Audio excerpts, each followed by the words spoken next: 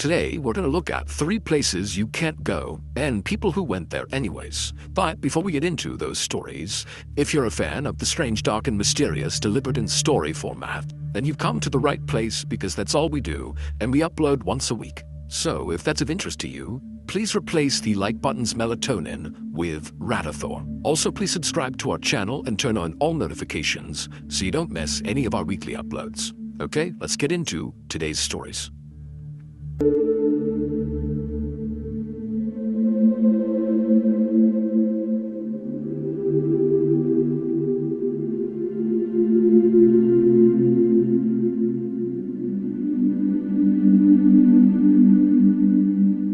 By the beginning of 2016, everybody who lived in apartment building number 12 on Shaanxi Road in the big Chinese city of Xi'an knew to stay away from the woman who lived at the end of the hall on the 15th floor. Now, they didn't know much about this woman, but what they did know about her was totally bizarre and kind of alarming. The woman, whose family name was Wu, but nobody actually knew this woman's individual name, was 43 years old and she lived alone. And from what residents could tell, nobody ever came to visit her, and she almost never left her apartment. But oftentimes, residents on the 15th floor could hear this woman talking to herself very animatedly inside of her apartment, and sometimes she'd even get into these big arguments with herself, where it was clear she was kind of playing the role of multiple personalities at once. But none of these things were the reason why people avoided her altogether. They avoided her because she seemed really dangerous. One day, a few months earlier, a teenage girl was walking down the hallway on the 15th floor, making her way towards her friend's apartment, when she passed by this woman's apartment door. And as soon as she walked past, the door to this woman's apartment flew open, and the woman rushed outside and began screaming incoherently. And so this teenage girl, she whips around and sees this woman, and instinctively, what this girl thought was, oh my goodness, this woman is being attacked. She's running away from somebody in her apartment or something. But then very quickly it became apparent that this woman was not being attacked. She was attacking the teenage girl. So this woman, she looks at the girl and her eyes go wide and she kind of curls her hands into claws. And then she began running down the hall towards this girl. And so the girl, she begins to scream and she turns and she runs down the hall and she manages to pound on her friend's door. And her friend happened to be right behind the door. They opened it up, the girl ran inside and they shut and locked the door right as this woman came barreling into the door. And this behavior from this woman on the 15th floor was just the beginning. Following this first attack, the woman on the 15th floor would routinely barge out of her apartment and chase down young women and teenage girls that were walking past her door. Now, this woman never actually hurt anyone that she chased down and even reached in time. She just kind of scared them. And so as a result, the residents of this apartment building, including the women and young girls who had been attacked by this woman, their reaction to this was not anger or resentment or, some desire to go call the police and have this woman arrested. Instead, the residents of this building just kind of felt bad for this woman. It seemed very obvious that she was mentally unwell and probably very lonely. And so they kind of collectively decided to not call the police and instead just kind of ignore her.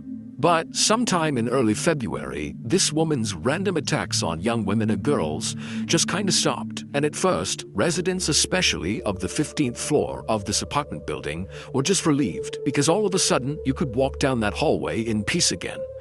But by the end of February, it dawned on people who lived in this apartment building that not only had this woman stopped her random attacks, but also now they couldn't even hear her inside of her apartment talking to herself because that was something people always heard, and now her apartment was totally silent. And so pretty quickly, people became kind of worried about this woman. But nobody was willing to go knock on her door and actually make sure she was okay, because again, this woman was viewed as being kind of dangerous. She was literally jumping out of her apartment and attacking random passerbys. And so people just continued to keep their distance from this woman. And so as people did that, they began to tell themselves that, probably she just moved out without anybody noticing, and that's why she's gone quiet. But it would turn out that was not the case. Right around the time the woman on the 15th floor stopped her attacks and went silent sometime in early February, an elevator inside of this apartment building broke down between floors 11 and 10. And so a maintenance crew was called out to fix the elevator, but when they got there, they realized they didn't have the supplies or the manpower to actually make the fix. And so a decision was made to just cut the power to this individual elevator car, and then the work crew said they'd come back in about a month when they had the right supplies and people. And sure enough, a month later, this crew came back with what they needed, and they were able to lower the broken elevator car down to floor 10, and then they opened up the doors, and they were absolutely horrified at what they saw inside of that car. It's believed that shortly after this woman on the 15th floor had one of her outbreaks and chased someone down the hall, she got into the elevator and began traveling down. And when the elevator car got between floors 11 and 10, it came to a lurching stop. But for some reason, when this happened, the woman did nothing. She didn't yell for help, she didn't scream, she didn't pound on the doors, she didn't press any buttons. She just sat in the elevator car in absolute silence. And so eventually it was discovered that one of the elevator cars in this apartment building was broken, not because the woman had called out, but probably because someone had tried to hail the elevator and it didn't come down. And so that maintenance crew was called out, but they couldn't make the repair, and so they decided to cut the power to that car and come back in a month. Now, this elevator crew had no idea there was anybody inside the elevator car, because again, this woman who was trapped in there was totally silent throughout their attempts to try to fix the car. And so after these workers cut the power to this elevator car and left, this woman was doomed. This woman just sat in silence in this elevator car with no food and no water for several days until she died of dehydration, which is one of the most agonizing and slow ways to go. Now, at some point, this woman did attempt to free herself, because there were scratch marks inside the elevator indicating that she had tried to claw her way out, and her hands were totally mutilated, suggesting she really had been clawing pretty hard. But that was the only time she tried to save herself. Otherwise, she just sat there and eventually died.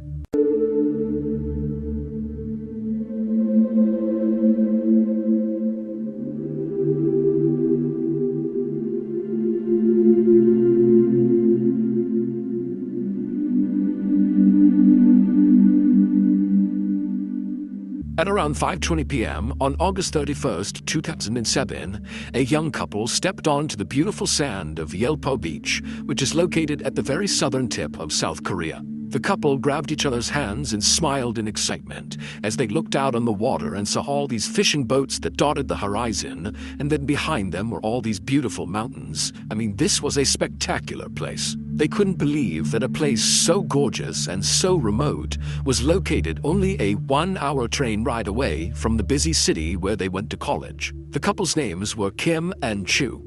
Kim was 21 years old, and he was an athlete and a very dedicated student. And Chu, she was 20 years old and also very studious. But maybe unlike Kim, she was a bit more reserved and shy. In fact, Kim was Chu's very first serious boyfriend, and she absolutely adored him. And in fact, this was going to be the couple's kind of big first trip that they would take together. It was a Friday, and Kim and Chu planned to spend the entire weekend exploring this place called Yelpo Beach. Yelpo Beach is located right against this quaint little fishing village, and it's famous for its beautiful silver-colored sand. In fact, the beach is so famous, lots of people come out here and just camp out on the beach because it's just so beautiful. There's also a very busy open-air seafood market right nearby, which is really cool because all the fishermen come in and literally offload their catch right onto the table, and they sell it to people coming by. And also up in the mountains, you could see these beautiful bright green crops, which were tea plantations that made the air in Yelpo Beach kind of floral and sweet-smelling. But before Kim and Chu began exploring all the kind of main tourist attractions, they wanted to go check out the fishing pier, which was not really a touristy attraction. It was just a regular fishing pier. But, Kim and Chu had been on this hour-long train ride, and they wanted to stretch their legs, and the sun was starting to go down, and so they figured they could walk out on the pier, have a beautiful view of the water that watched the sunset, and then after that, they could go kind of explore the main areas. And so Kim and Chu, still holding hands, began walking on the silver sandy beach in the direction of this fishing pier off in the distance. And as they were walking, Chu pulled out her camera and was taking all these pictures, but then at some point, Kim, who again is holding Chu's Chu's hand, he just abruptly stops and kind of squints his eyes and looks off in the distance towards the fishing pier. And Chu, she puts her camera down and asks Kim, what's going on. But Chu, without even saying anything to her, just raises his hand and points. And then seconds later, Kim and Chu were running down the beach. The next day, Chu was supposed to call her mother and check in about how the trip was going so far, but she never did. And so her mother eventually tried calling Chu later in the day, but it went straight to voicemail. And then also when Chu's mother called Kim, Kim was also not answering his phone. And so by the end of this day, when Kim and Chu's parents had not heard from their child, they did not wait for any more information. They knew this was so uncharacteristic of these two to go completely radio silent with no reason that the parents just went straight to the police and filed missing person reports. The police would launch an investigation very quickly, but they didn't have much to go on. All they knew was 2 adults were not answering their phone, but that was it. And so they started by trying to locate Kim and Chu's phones, but neither phone was giving off a signal, so they couldn't find them. And so next, the police went to Yelpo Beach and began talking to people who were there on the day that Kim and Chu were to ask them if they had noticed anything funny, if they had seen the couple, did you notice them fighting? Were they talking to anyone unusual? Anything. But nobody remembered anything out of the ordinary, and the few people who had seen Kim and Chu on the day they were at Yelpo Beach, they said they seemed like a very happy, normal couple that were not fighting at all and were just enjoying their time in Yelpo Beach. And so over the course of that weekend, the police tried everything they could to try to locate Kim and Chu and figure out what happened, but they really made no progress whatsoever, and Kim and Chu never checked in by the end of that weekend. But everything would change on that Monday, September 3rd. On that day, a fisherman spotted a body floating in the water near Yelpo Beach, and it was Chu's body. And then 2 days after that, on September 5th, Kim's body washed up at a dock at a nearby fishing village. Both Kim and Chu were totally unrecognizable after being submerged in water for as long as they had been. Autopsies would show that Kim and Chu also had lots of bone fractures, but it wasn't clear if they were beaten by someone or something and that's what caused the fractures, or if they were just a product of being in the water for so long and smashing into rocks and boats and that kind of thing. But the police thought, this looks like there could be foul play involved. Maybe they were murdered. And so the police went back and began scouring all the footage from all the cameras at Yelpo Beach to see if maybe they could find some clip that would show what happened to this couple. And eventually, one of the detectives who was looking through all this footage found something really interesting. He found a very short clip of the couple over at that fishing pier that they had been walking towards. However, they were not up on the fishing pier like you would expect. They were below the fishing pier on the sand. They were kind of standing next to each other, holding each other close, and there was nobody else around them. It was like this totally weird thing. Now, as weird as this was, because it made no sense for them to be below the fishing pier, there didn't appear to be any hazards or other people or anything near them. It was like they just chose to be under there for some reason. But regardless, the police would actually use this video clip to close the case. The police would say that, based on this clip, it appears that this was the final moment of the couple, underneath this pier, and then something happened, either an accident, they might have fallen in the water or something and they drowned, or maybe, this couple elected to take their lives together. And while Kim and Chu's families vehemently disagreed with the police assessment, there was nothing they could do. The case was now closed. Nobody was trying to figure out what happened to Kim and Chu. That is, until 4 weeks later, on September 26, 2007, when 2 more bodies, 2 young women, washed up on shore right around the same area where Kim and Chu had. The 2 young women had a lot of similarities to Kim and Chu. They were in their early 20s, they were tourists at Yelpo Beach, and their autopsies discovered that they had several bone fractures. And so this was enough for the police to launch a much bigger investigation into what was going on at Yelpo Beach, which included reopening the Kim and Chu case. And so a detective was assigned to go back through all the evidence in the Kim and Chu case and kind of re-examine it. And so this detective did look through all these pictures, and he would find one picture that broke the case wide open. Back on the night that Kim and Chu were at Yelpo Beach and they began walking towards the fishing pier, Kim had abruptly stopped and raised his finger and pointed at something, and then seconds later he and Chu were running in that direction. Well, what Kim had spotted was a fisherman who was standing below the fishing pier, and he was very obviously making his way over to his fishing boat to go back out on the water. And Kim just felt like it would be really cool to go ask that fisherman if they could join him and go out on the water with him on his fishing boat to get a view of Yelpo Beach that way. And Chu, when she heard this idea, thought it was a great idea, and the two of them ran to the pier to try to catch this fisherman before he took off. And so that was why there was footage of the couple standing underneath the fishing pier. They were actually talking to this fisherman who could not be seen in frame. The fisherman was a 70-year-old man named Wu Jun-gwen, and he made his living selling octopus. And at first, when Kim and Chu approached Wu and asked to go with him on his boat, he said, "No, I don't want you to come with me." But Kim and Chu seemed really desperate to go out with him, and finally he relented and said, "Okay, you can tag along." Wu was very thin and short, but he had been working on fishing boats since he was a child, and so despite his appearance of being this kind of small, frail guy, he was actually really physically strong. And despite Wu's kind of harmless-seeming exterior, inside, Wu was a very, very disturbed person. The reason Wu did not want to bring Kim and Chu with him out on this boat is he knew he would have an urge that he would not be able to control. But when they kept begging him over and over again to go with him, he finally just accepted that this was going to happen. He allowed them on his boat, he brought them out onto the water, and sure enough, he would act on those urges. Once Wu's boat was out on the water far away from the beach, he immediately pushed Kim overboard, and so Kim falls into the water. And then Wu grabbed this long metal grappling hook and began beating Kim in the water on his face, his arms, his hands, as Kim desperately tried to climb back in the boat. And eventually, Wu literally beat Kim to death. And at the same time, Chu is on this boat watching this happening. And so after her boyfriend has been beaten to death, Wu turns on Chu and does the same thing to her. He chucks her overboard and beats her until she dies from this grappling hook.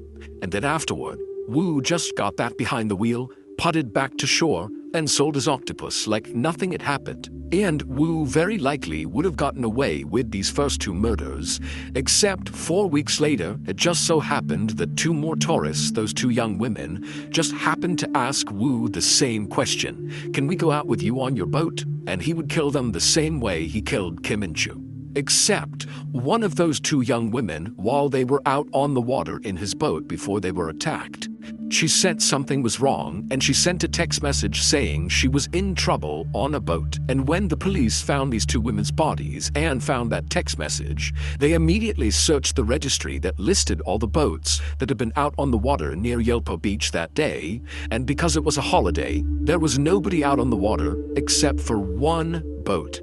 And that boat was Wu's boat. And this is where that photo the detective found on Chu's camera roll, when finally somebody looked through the photos, that's where that photo comes into play.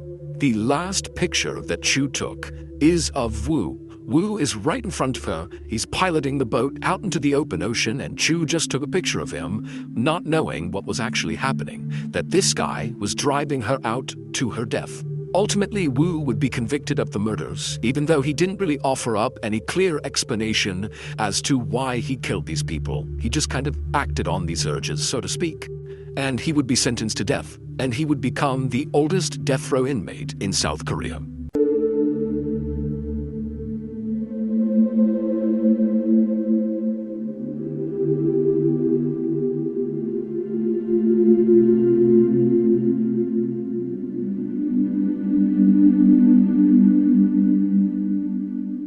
On the morning of June 25, 2007, a 28-year-old man named Mike Barnett woke up to the sound of pounding rain on the roof of his home, which was located in Hull, which is a city in northern England. Mike groaned as he rolled out of bed. It had been raining like this for the past month, and he and the rest of the people in Hull were just totally over it. But another reason he groaned is he knew that he would have to go to his job at a tropical fish store, even though he was not scheduled to work that day. There was a street right behind the tropical fish store that always completely flooded out from all these debris getting clogged in the drain, and the owner of the tropical fish store, so Mike's boss, who was an elderly guy, he would always go out and try to clear the debris himself, and Mike just knew, he really needed help, and today he knew his boss would be out there, and so he just felt like it was his responsibility to go in and help him clear out the debris. So Mike got dressed, he had some breakfast, and then as quietly as he could, he slipped out the front door. Mike was careful not to make too much noise because he didn't want to wake his dad, who he lived with. Mike and his dad had always been very close, but after the death of Mike's mother, he and his father had become even closer, and so they actually really enjoyed living together. But Mike also knew that his dad was very protective of him and very likely would not like the idea of Mike going out in this horrible storm to go try to clear debris in a flooded out street. It just was too dangerous, and Mike just didn't want to deal with that right now, and so he was able to slip out without waking up his dad. Mike hopped in his car and he drove to the fish store, and as soon as he got there, he hopped out, he went around to the backside of the shop, and sure enough, the entire street out back was totally flooded. Clearly, debris had blocked the drainage system. Now, Mike's boss was not out there yet. Mike could see him inside the shop, kind of going about his morning. And so Mike, without even going inside, just began wading into the water to begin clearing debris. The drain that was clogged by all this debris was located just off to the side of the sidewalk. It was down in a culvert. And so Mike very carefully walked off that sidewalk into this very cold, muddy water, and he began moving in the direction of where he knew the drain was. And so as he's walking, the water is down to his ankles, maybe up to his knees at some point, but he gets closer and closer to where he knows this drainage is, down in this culvert. And suddenly, Mike begins feeling this unbelievable suction at his feet that began pulling him basically straight down. Mike tried to move, but his feet were anchored to the ground, and then before long, he began getting pulled forward towards this drain, and then down he went. And as he went all the way down to his neck in the water, he felt this unbelievable pain in his thigh. Mike didn't know it, but his leg had been sucked through the drainage gate that was all blocked up. There were still some holes in it, and so his leg had gone through one of those holes, and it had pulled him all the way up to the top of his thigh and brutally snapped his leg in the process. And so Mike is in blinding pain from his leg being shattered and run through this grate, and he's literally up to his neck in this frigid water, and the wind's blowing and it's raining and the water's going in his mouth. And so Mike begins to panic and he's trying to pull himself out. He can't, and then he begins screaming for help.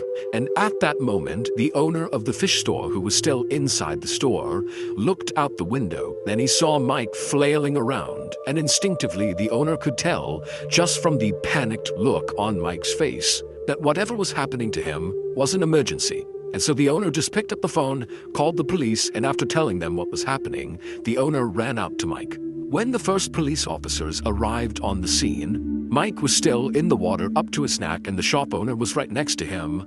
And the police officers, they assessed the situation in front of them, and they thought, okay, clearly this guy, Mike, is trapped in the water. This is serious, but we can pull him out. That's the obvious solution here. And so the two officers walked up to Mike, they waded through the water and got on either side of him, kind of pushing the shop owner out of the way, and then the two officers grabbed Mike's shoulders. These are strong police officers, and they began pulling on Mike, and as soon as they did, Mike let out this unbelievably loud scream of just pure agony. And in fact, his scream was so guttural that the two officers let go and were kind of startled by it. And very quickly, these officers realized this situation is far worse than it appears, because not only is this guy totally stuck and he can't be moved, but, they're looking around and the rain is still coming down, and it's clear the water is still slowly rising. And because Mike's body was situated over the grate, he himself was causing even more blockage, increasing how much the street was flooding, meaning the officers knew they had to get Mike out as soon as possible or he would drown. But over the next several hours, more police officers, firefighters, EMTs, Good Samaritans, everybody showed up on the scene, and there were so many attempts to get Mike out of the water, ranging from trying to cut the grate, but the water was too muddy so nobody could see through it, and the water was so strong that nobody could set the bolt cutters on the actual grate, and that at one point they even tied a winch around Mike and tried to pull him out with a Land Rover, but every intervention failed.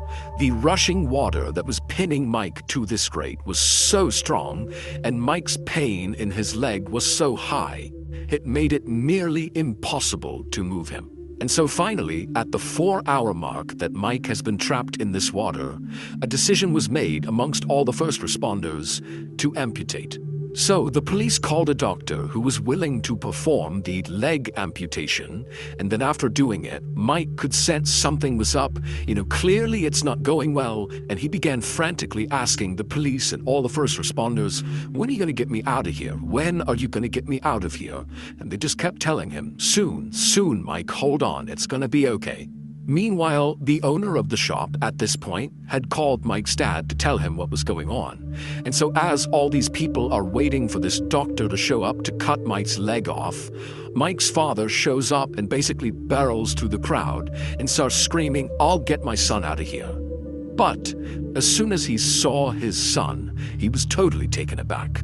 Mike was up to his chin in water. There was a diver behind him in the water with him, holding him up, barely keeping his head above the water. Mike's face was totally pale and his eyes were totally unfocused, and he had this weird blank expression like he wasn't even there. And then a second later, a whole wall of police came running up to Mike's dad to stop him from getting any closer, and they told Mike's father they were doing everything they could to try to get his son out, and for now, they told him he just needed to go home. And so even though Mike's dad did not want to abandon his son, he could tell with all these police standing there in front of him, there was no way he was going to be able to go up there with a son.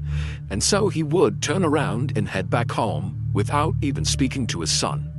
And then, when Mike's dad got home, he turned on the news, and the news was showing live coverage of his son trapped in that grate. And just a couple of minutes later, Mike's dad would watch his son die on the news.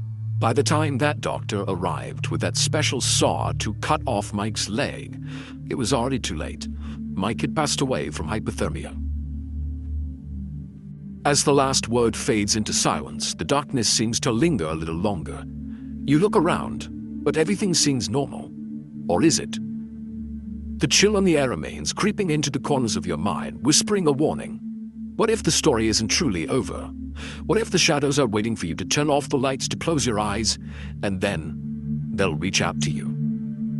Remember, some stories are not just meant to be heard, they come for you. And once they do, they never truly leave. So if you feel a cold shiver crawl down your spine, if the world around you shifts just a little too much, you'll know. The story is still here, watching, waiting. Thank you for staying with us tonight. If you're brave enough, come back again. And until then, be cautious, because some things in the dark should never be left alone. Don't forget to subscribe and turn on notifications. You never know when the next story will find you. Good night.